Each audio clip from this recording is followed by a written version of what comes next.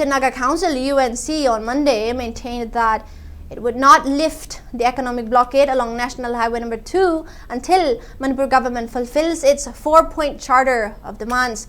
UNC President NH-2 stated this after an informal meeting with the government delegation led by Deputy Chief Minister Losidiko in Senapati.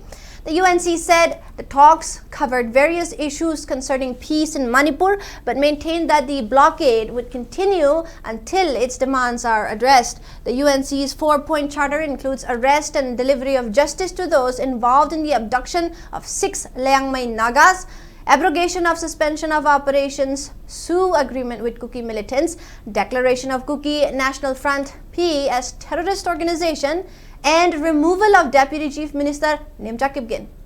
The government delegation was led by Deputy Chief Minister Losidiko and Home Minister Govindas Konthaujam and included several MLAs, while the 12-member UNC delegation was headed by NH-2. The meeting marked the first round of dialogue between the two sides, with further discussions expected.